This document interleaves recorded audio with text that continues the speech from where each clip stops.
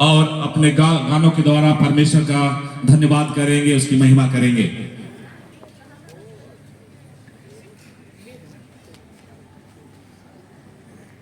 Hallelujah.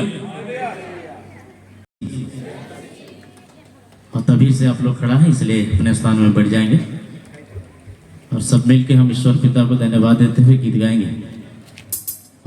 सब लोग जानते हैं कि आज होप इन क्राइस्ट का 20वां सालगिरह है और इसको हम लोग बड़ी धूमधाम से मना रहे हैं। सो गीत गाकर परमेश्वर को धन्यवाद देंगे, उसके नाम की स्तुति करेंगे।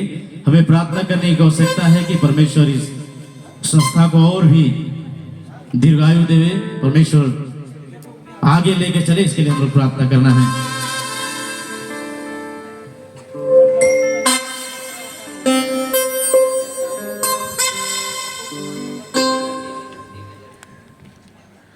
विनती है मेरा, और प्रभु को धन्यवाद देते हैं कि हमें प्रार्थना करना अति आवश्यक है और प्रभु को धन्यवाद और उनके नाम की स्तुति हो।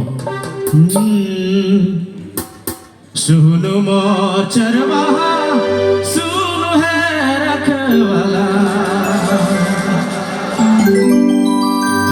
सुनो मोर चरवाहा, सुनो है रखवाला, सुनो है बिना दिहा हमारा, रो बिना मन मुरझा, प्रभु जी रो बिना मन मुरझा।